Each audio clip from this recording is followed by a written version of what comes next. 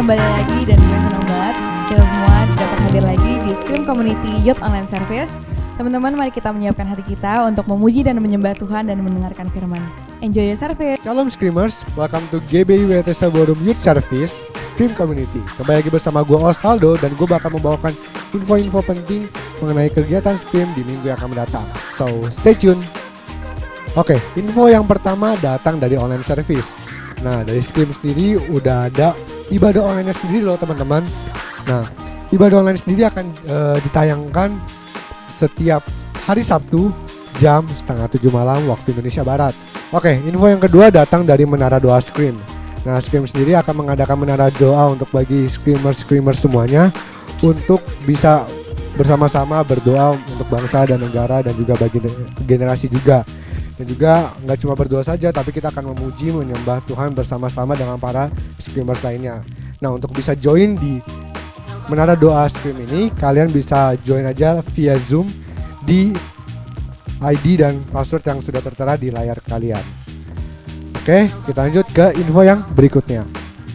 Info ketiga datang dari rekrutmen dari tim PW Scream. Nah, buat kalian yang mau melayani di bidang PW, bagian kayak mau jadi WL, singer, atau kalian ingin bermain musik, bermain drum, keyboard, gitar, bass, atau kalian punya kelebihan lain, bermain saxophone atau bermain biola atau bermain apapun mengenai musik, dan kalian ini rindu untuk melayani Tuhan lewat pujian penyembahan kalian bisa langsung aja menghubungi nomor telepon yang ada di bawah sini atau yang ada di layar kalian. Nanti dari tim Scream sendiri akan menghubungi atau memfollow up kalian yang sudah menghubungi kontak yang ada di bawah sini. Oke, lanjut lagi ke info berikutnya. Info keempat datang dari rekrutmen untuk tim konten Scream. Nah, tim konten Scream sendiri itu bagian dari tim Scream yang akan mengerjakan bagian sosial media dari Scream sendiri, seperti Instagram, YouTube, atau juga podcast. Nah, dan kegiatannya dari tim konten sendiri masih banyak lagi loh. Jadi buat kalian yang emang pengen melayani Tuhan di bidang tim bagian sosial media, bagian tim kreatif, kalian bisa langsung aja menghubungi nomor kontak yang ada di bawah ini atau yang ada di layar kalian. Jadi nanti dari tim Scream juga akan memfollow up buat kalian, buat teman-teman semua yang sudah menghubungi nomor yang ada di bawah sini. Oke, info yang terakhir datang dari podcast Scream. Nah, jadi Scream akan terus mengadakan podcast setiap hari Rabu. Ya, teman-teman catat, setiap hari Rabu jam 8 malam waktu Indonesia Barat. Jadi video podcast akan tetap terus ditayangkan, tapi pindah hari di hari Rabu. Nah, kalian pantengin aja terus YouTube channelnya Scream Community. Kalian subscribe aja, jadi kalian bisa tahu kapan Scream akan mempublish video podcast dan juga video ibadah online. So, stay tune terus di YouTube channelnya Scream Community. Oke, segitu dulu dari gua yang bisa gua sampaikan. Bersama gua Osvaldo, stay safe, stay healthy, God bless you, dan jangan lupa scream out the truth. Shalom Screamers, hari ini kita mau puji nama Tuhan, kita mau bilang bahwa Tuhan Yesus itu baik.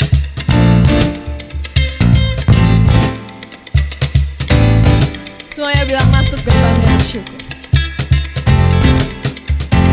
Masuk gerbangnya bersyukur dengan penuh pujian, bersuka di hadiratnya, nyanyi besarkan agung namanya, puja tiuplah sangkakala, musik dan tarian, semua makhluk di bumi di surga dengan senap hati angkat pujian, sebab Tuhan baik, sebab Tuhan baik, sebab Tuhan baik, bawasannya tetap selamanya, sebab Tuhan baik, sebab Tuhan baik, sebab Tuhan baik, anugerahnya tetap selamanya. Kita mau nyanyi dari awal dengan lebih semangat lagi. Masuk gerbangnya bersyukur dengan penuh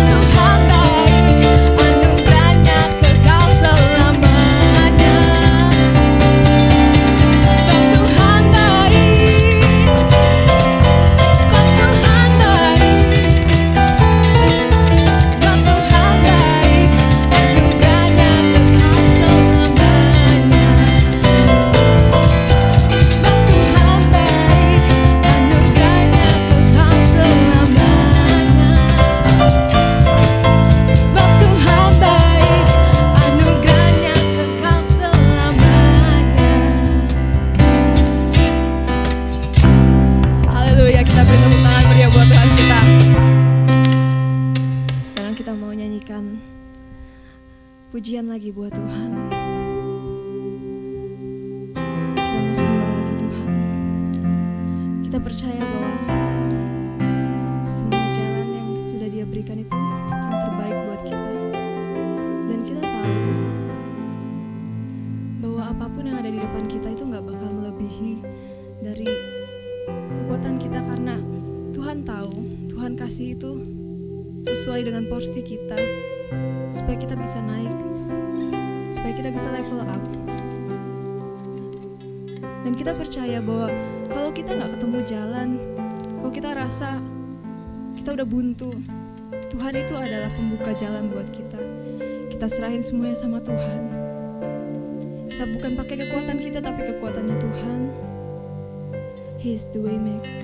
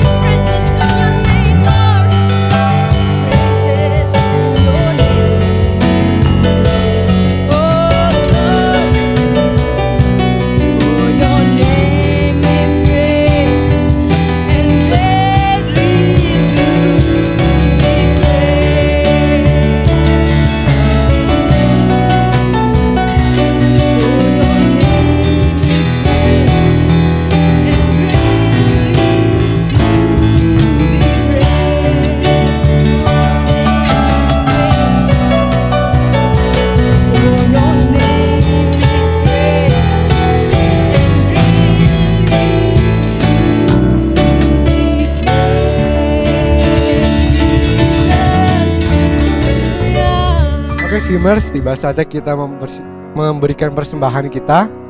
Buat teman-teman yang mau memberikan persembahannya, kalian bisa aja langsung scan QR barcode yang ada di layar kalian, atau enggak kalian bisa transfer ke rekening yang ada di layar kalian juga. Oke, kalian udah siap? Sekarang gue undang ke para Screamers untuk bangkit berdiri. Kita akan berdoa bersama-sama. Ya Tuhan, terima kasih atas penyertaan-Mu, atas perlindungan-Mu, atas hidup kami. Sebentar kami akan memberikan persembahan kami Tuhan. Biarlah lewat persembahan ini kami bisa memberikan menjadi rupa harum, bisa memberkati pekerjaan-Mu Tuhan. Terima kasih. Hanya dalam nama-Mu kami berdoa, haleluya, amin. Oke, sekarang kita akan mendeklarasikan persembahan kita. Gua akan hitung dari 1, 2, 3. Pada saat kami membawa persembahan, kami percaya pintu surga terbuka dan berkat Tuhan dicurahkan. Setiap anak muda diberkati di kampus, marketplace, dan komunitas di mana kami berada. Memperoleh hikmat, kecerdasan, dan berkenan untuk menjadi anak muda yang kreatif dan mampu menyelesaikan permasalahan yang ada. Perlindungan Tuhan atas hidup kami, keluarga kami, komunitas kami, dan pekerjaan kami sempurna. Menerima pasangan yang tepat dan terbaik dari Tuhan. Di tengah-tengah dunia kami menjadi generasi yang relevan, yang mampu memberikan pengaruh tanpa kompromi terhadap nilai-nilai yang kami percayai. Dalam nama Yesus. Haleluya. Amin. Sore malam hari ini kami kembali datang ke dalam hadirat-Mu Bapa. Kami bersyukur kami boleh punya satu kali lagi kesempatan untuk duduk diam dengar kebenaran firman-Mu. Tuhan, sebelum kami mau mendengarkan kebenaran firman Tuhan, kami berdoa terlebih dulu Tuhan kuduskan setiap kami. Baik kami yang mendengarkan, baik hamba-Mu yang menyampaikan Tuhan. Kami hanya alat dalam tangan-Mu. Pakai gunakan untuk kemuliaan bagi nama Tuhan. Hidup kami milik-Mu. Olehnya mari Tuhan penuhi oleh kuasa kasih-Mu. Biar kebenaran itu kami terima, dan biar kebenaran itu memerdekakan hidup kami.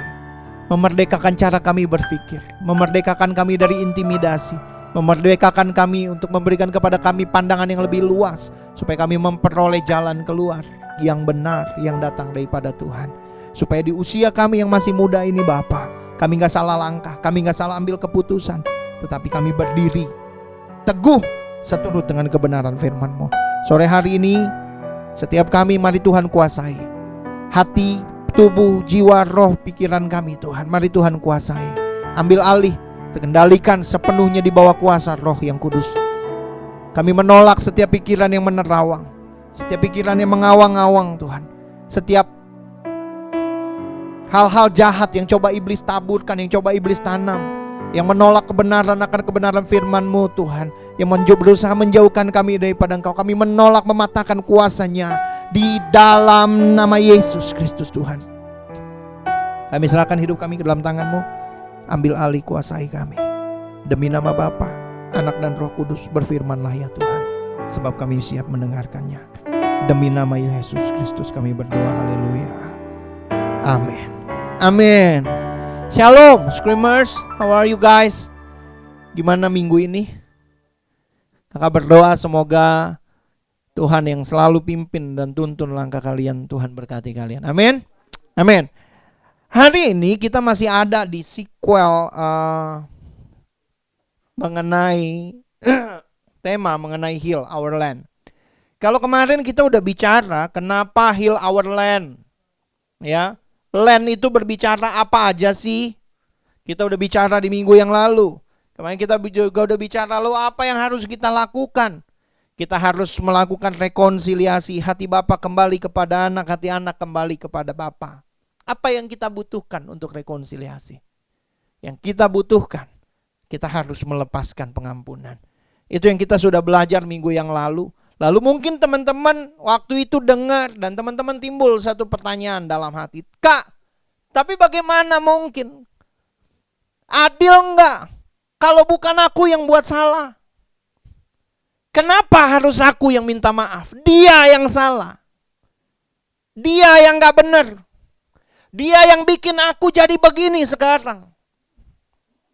Mari kita dengar apa yang firman Tuhan katakan. Iya. Jangan firman Tuhan tuh seolah-olah kayaknya kita ngomong suruh ikut firman, ikut firman, ikut firman. Firman yang mana yang kita mesti ikut? Ada gak sih contoh di dalam Alkitab yang kasih kita contoh. Ada nggak di Alkitab tuh ceritanya? Selain Tuhan Yesus. Bukan dia yang salah. Dia yang minta maaf. Dia yang inisiatif. Dia yang datang. Dia yang hampiri. Ada nggak? Mari kita buka ayat firman Tuhan ini. Kita belajar sama-sama dari Injil Lukas pasal yang ke-15. Injil Lukas pasalnya yang ke-15 ayat 20 dan ayat 31.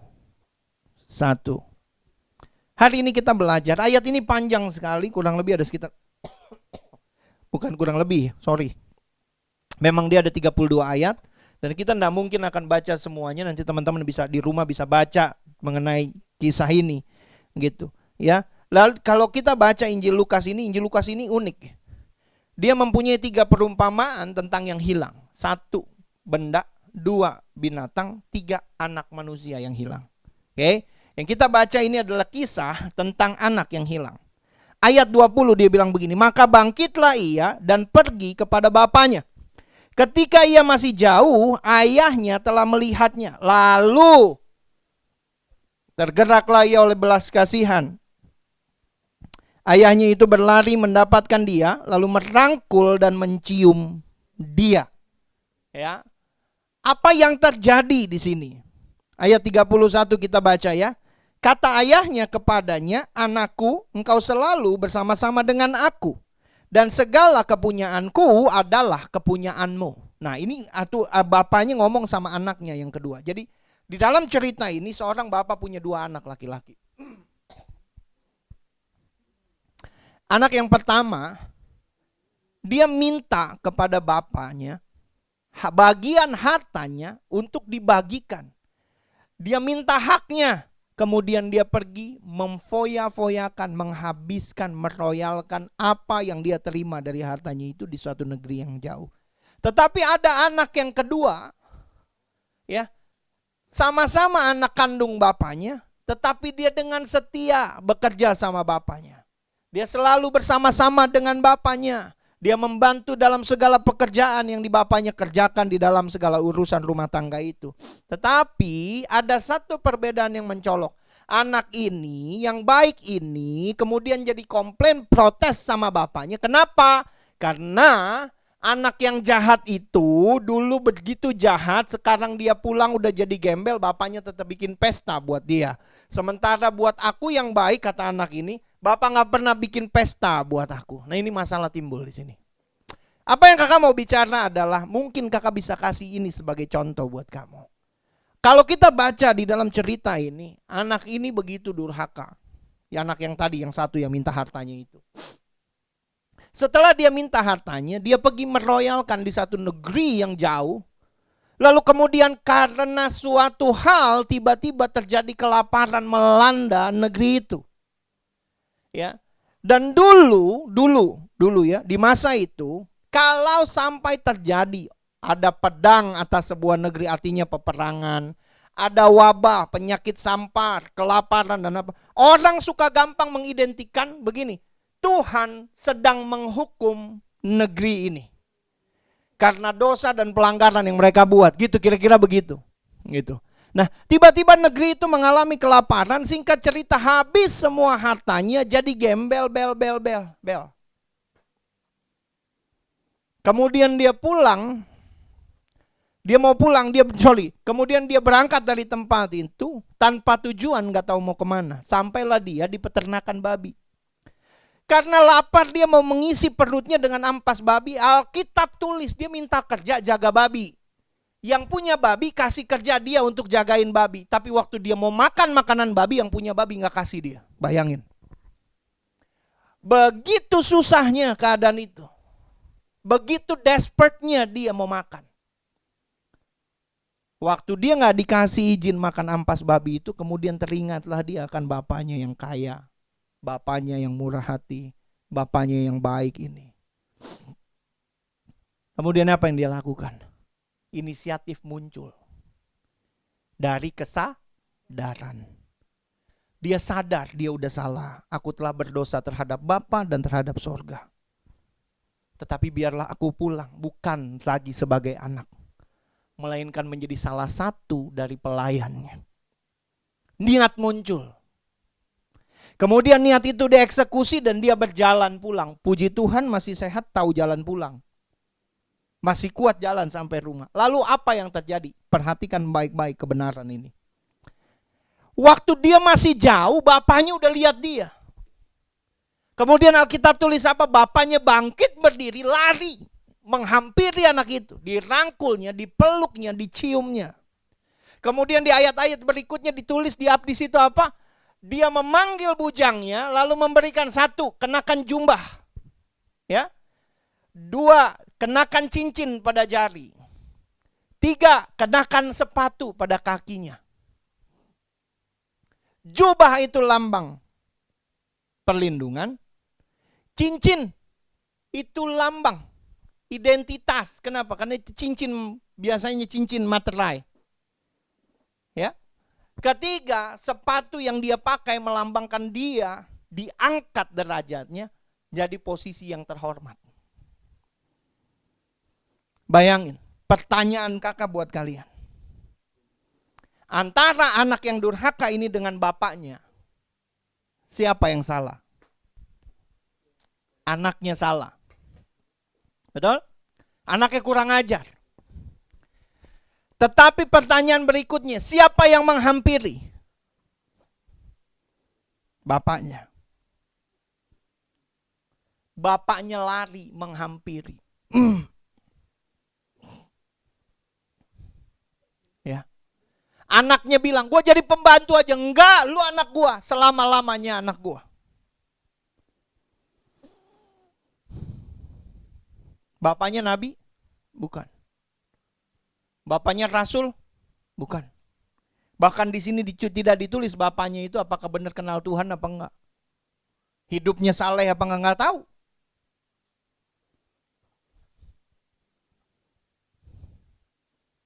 Ya. Tapi dia punya hati nurani yang begitu luas. Perhatikan baik-baik. Bapaknya enggak salah, tapi bapaknya yang inisiatif. Bapaknya yang terima dia. Sehingga rekonsiliasi itu terjadi, hubungan itu kembali.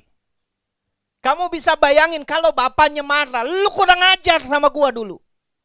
Nggak bisa. Pergi. Gua udah coret nama lu dari kartu keluarga. Bayangin.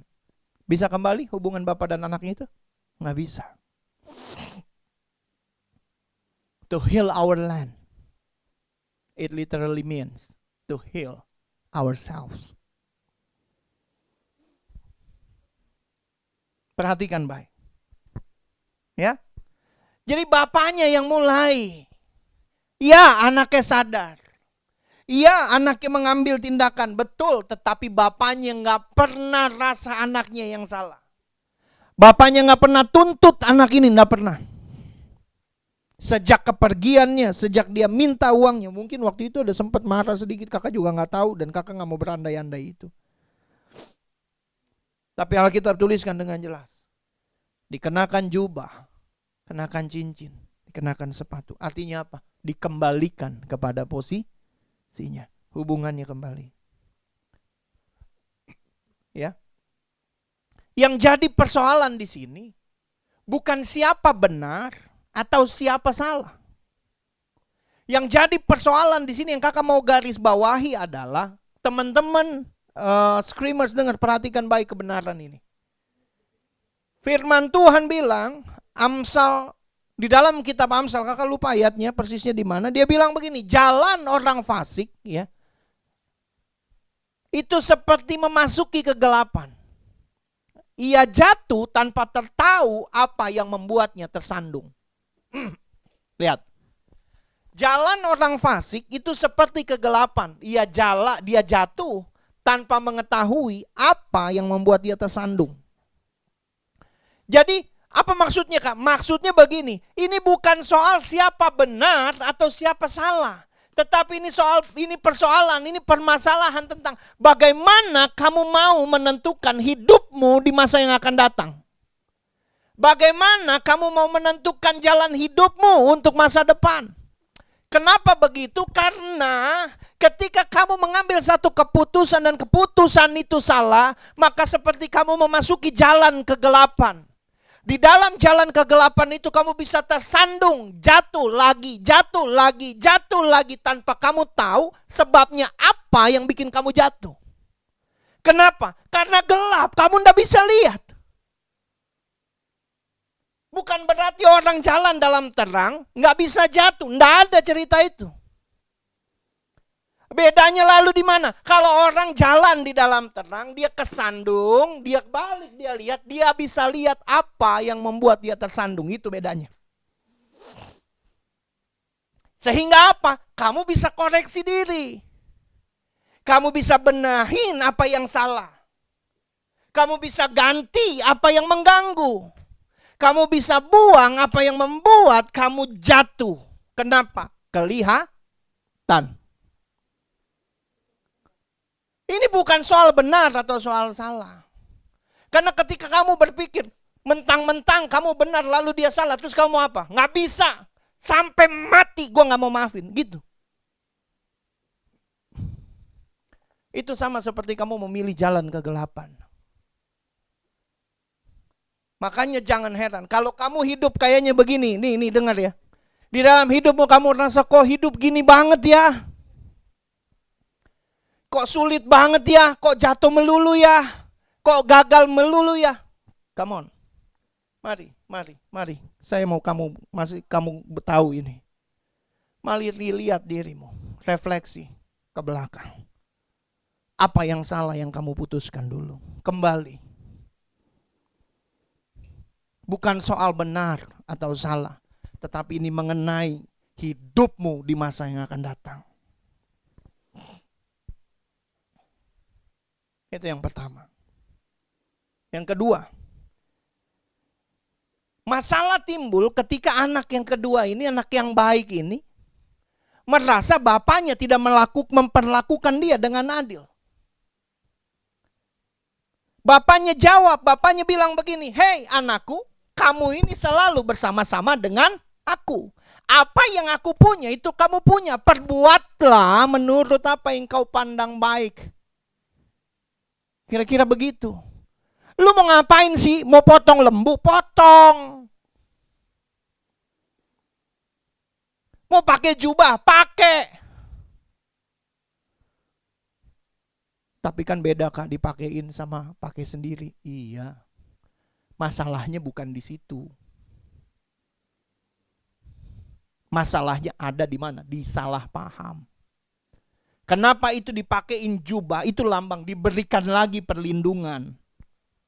Anak yang ini kenapa? Dia udah ada dalam perlindungan. Itu ngerti? Kenapa dipakein cincin lagi? Diberikan pengakuan lagi. Otoritas. Kenapa ini kan? Udah ada, udah punya otoritas itu. Bapak tahu dari mana Kak? Bapaknya bilang segala yang ada padaku itu milikmu.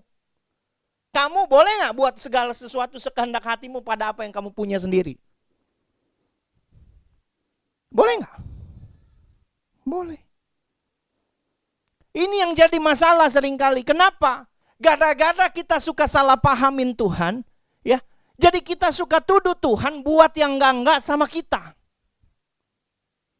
Pernah satu kali kakak ketemu satu anak, dia marah benci sama Tuhan setengah mati sampai ke ubun-ubun. Dia sumpahin mamanya cepat mati kalau mamanya masih pergi ke gereja. Dia bilang, "Mama jangan cium aku lagi kalau mama masih pergi ke gereja, aku gak mau jadi anak mama." Kenapa? Cuman gara-gara dia benci, dia anggap Tuhan yang panggil papanya pulang dengan kasih sakit kanker.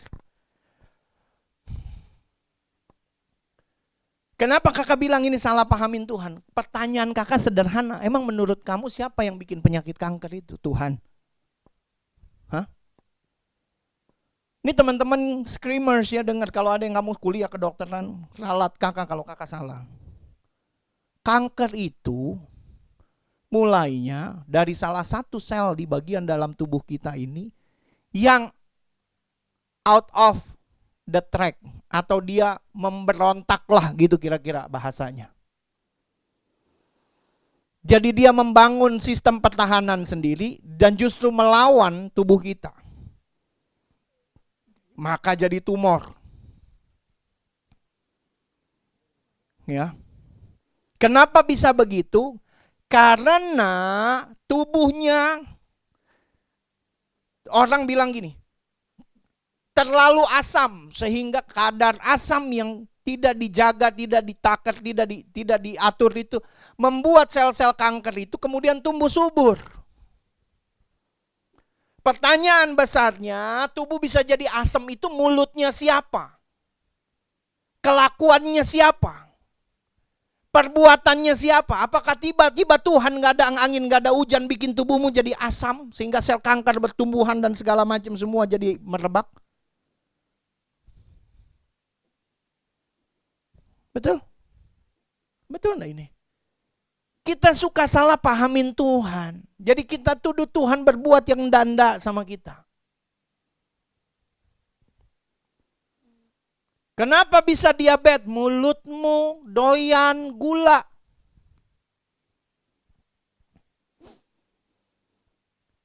Kamu males olahraga, doyan gula. Kalau beli yang bubble tea itu ya, ditanya, gulanya normal kak? Enggak kak, ekstra. 4 shot? Enggak, 8. Lu minta aja air gula 1 cup pakai sedotan, lu sedot.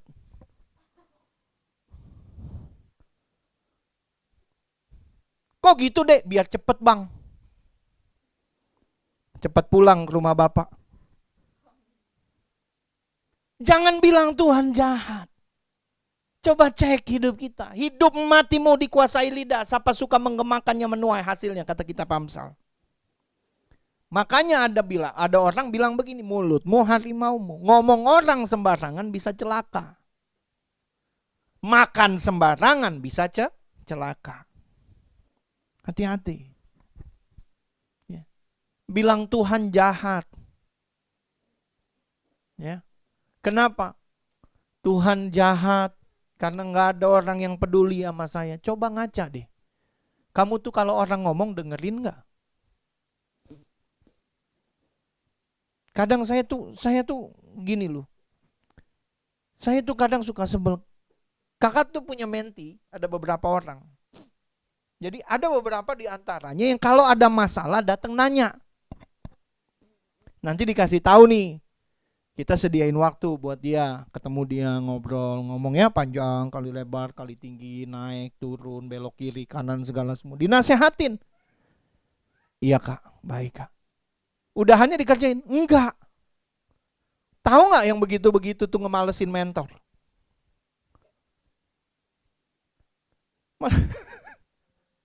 Ada yang berasa nih. Ya, dia langsung angkat jempol begini katanya. Tapi betul, buat apa kamu capek-capek nanya kalau kamu ujungnya gak mau dengerin orang ngomong? Masalahnya bukan kita capek ngomong, bukan. Jadi sia-sia kamu gitu loh. Mendingan kamu lakuin dulu aja, terserah kamu buat apa gitu ya. Kalau kamu ujung-ujungnya cuma akhirnya pakai pikiranmu, nanti kejedot baru tanya. Begitu lebih berasa.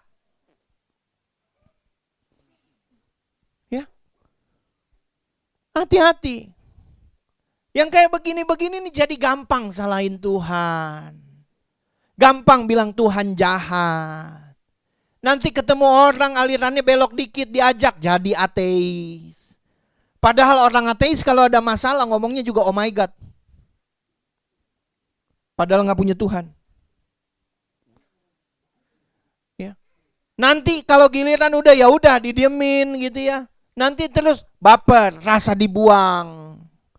Nggak dipeduliin, mulai bikin story cari perhatian ini itu macem-macem yang enggak. Ngapain sih?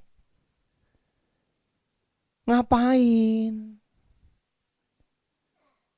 Ya? Capek hidupmu. Letih, lesu, lemah, lunglai, letoy. Lemot. Ya? Hati-hati sama hal ini. Jadi 2 hal ini adalah kebenaran yang kita mesti ngerti. 1 itu adalah contoh. Kedua juga contoh. 1 contoh di mana enggak perlu siapa benar siapa salah. Dia mulai. Contoh. Orang biasa, bukan imam, bukan nabi. bukan rasul, bukan keturunan, nggak tahu, nggak ada ceritanya keturunannya siapa, nggak ada.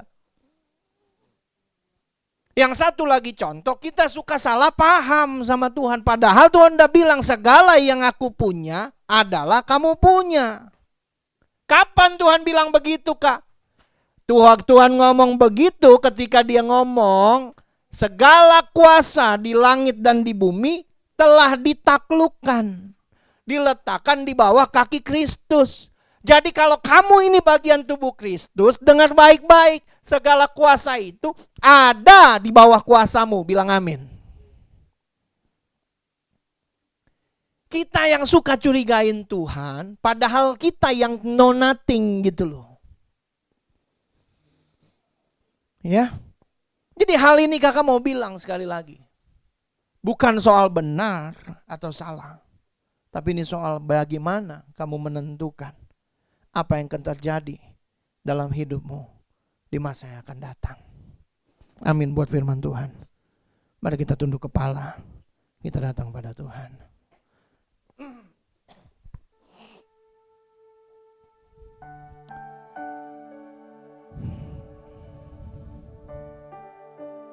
Ku di tanganmu,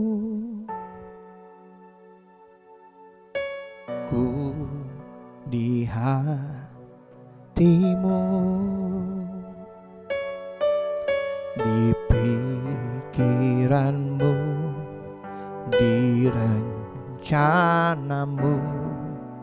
Tak pernah ku sendiri.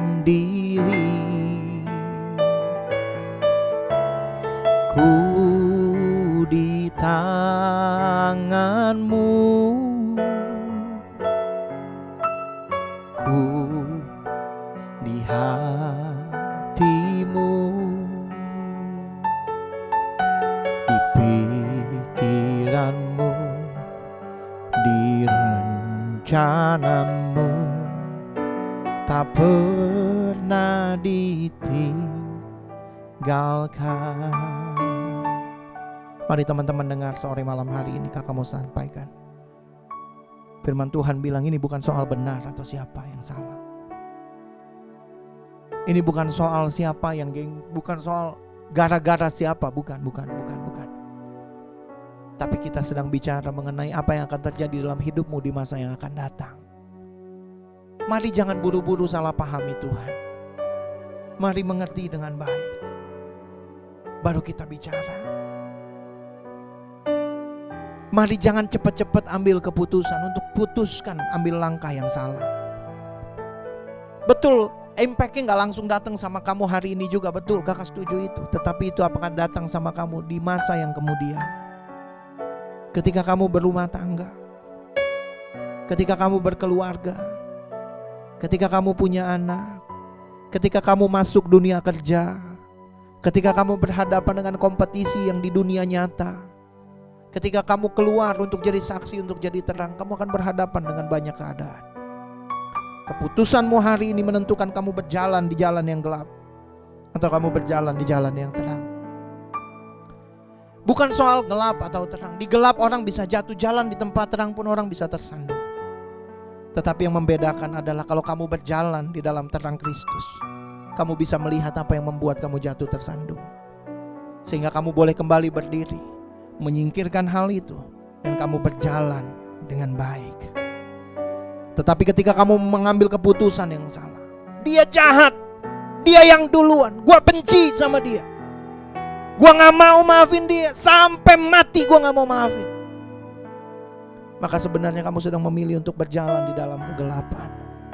Dan setiap saat kamu bisa jatuh tanpa kamu tahu apa yang membuat kamu tersandung, tanpa kamu bisa melihat apa yang membuat kamu tersandung itu, dan akhirnya kamu gak punya kesempatan untuk memperbaiki jalanmu. Mari hari ini rendahkan hidupmu, rendahkan hatimu di hadapan Tuhan yang kuasa itu.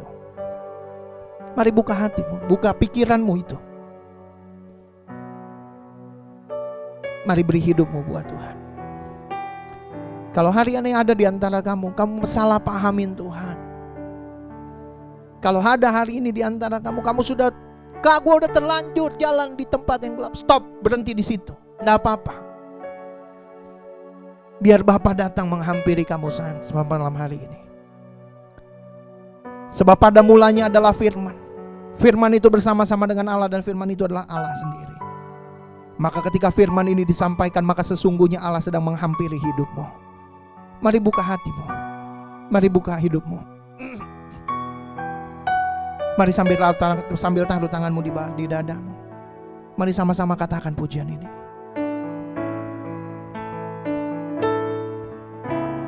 Ku di tanganmu. Mari pujikan ini. Di hatimu,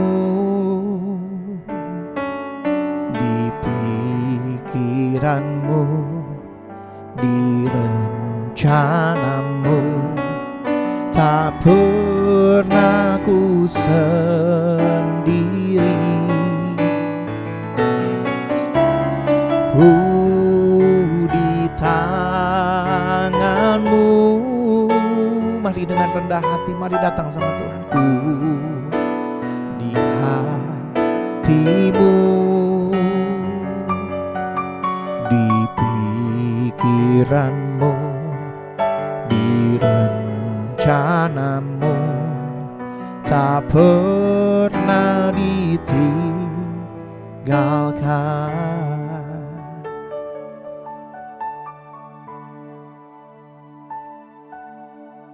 Bapak, aku berdoa Tuhan untuk setiap teman-teman yang menaruh tangan mereka di dada mereka. Tanda mereka menghargai Tuhan, tanda mereka merendahkan diri di hadapan Tuhan dengan mengaku segala keadaan mereka. Tuhan, firman-Mu berjanji bahwa ganjaran kerendahan hati dan takut akan Tuhan ialah kekayaan, kehormatan, dan kehidupan. Maka hari ini aku berdoa Bapa di dalam nama Tuhan Yesus. Tuhan bela setiap kerendahan hati anak-anak-Mu. Tuhan ganjar dengan keselamatan yang daripada-Mu. Tuhan ganjar dengan kehidupan daripada-Mu.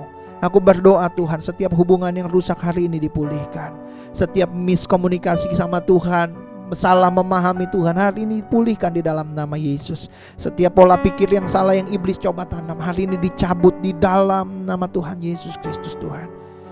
Dan di atasnya dibangun satu dasar pengenalan yang baru, yang benar akan Allah yang benar dengan cara yang benar. Aku berdoa di dalam nama Yesus Kristus Tuhan. Setiap teman-teman yang menaruh tangan mereka di dada, Tuhan bela hidup mereka. Tuhan tolong hidup mereka. Tuhan berkati kehidupan mereka. Terima kasih Tuhan. Hamba-Mu selesai menyampaikan kebenaran firman Tuhan pada malam hari ini. Tetapi hamba berdoa, hamba minta biar Roh-Mu Tuhan tetap menyertai kehidupan mereka. Roh-Mu tetap membimbing mereka. Roh-Mu tetap menuntun mereka di dalam segala jalan mereka Tuhan, sampai mereka mengalami perjumpaan dengan Engkau Tuhan. Aku berdoa di dalam nama Yesus, jumpai mereka malam hari ini dan biarkan hidupnya diubahkan. Saudara kasih Tuhan, mari bangkit berdiri bersama-sama. Mari angkat roti di tangan kanan kita.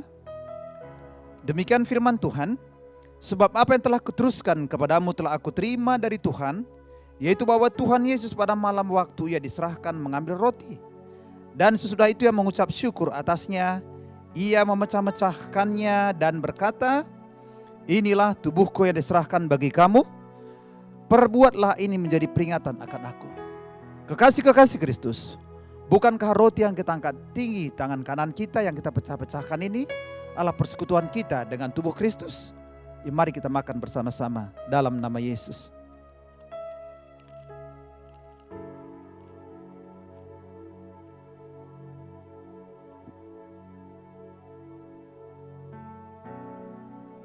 Mari kita angkat cawan di tangan kanan kita.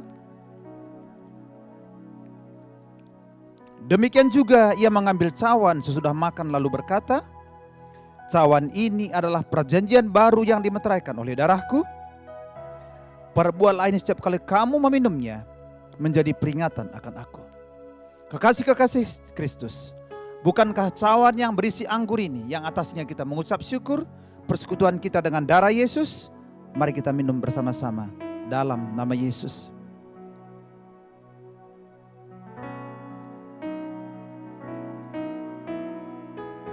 Mari naikkan syukur kepada Tuhan, sebab darahnya telah tercurah kepada kita dan tubuhnya tercabik-cabik untuk kesembuhan kita. Sebabnya pada hari ini, kalau engkau mengalami sakit penyakit, angkat tanganmu. Sebab firman-Nya berkata, oleh bilur-bilur Yesus engkau telah disembuhkan. Saudara yang sakit, mari angkat tanganmu tinggi-tinggi, saya mau berdoa. Bapa, di dalam nama Yesus aku berdoa buat setiap anak-anakmu yang sakit yang mengangkat tangan hari ini. Sesuai dengan firman-Mu, oleh bilur-bilur Yesus mereka telah disembuhkan. Aku berdoa di dalam nama Yesus terjadi kesembuhan, terjadi pemulihan di dalam nama Yesus. Saudara kasih angkat dua tanganmu. Mari pulang dan terimalah anugerah, terimalah rahmat. Tuhan memberkati engkau dan melindungi engkau. Tuhan menyinari engkau dengan wajah-Nya, beri engkau kasih karunia.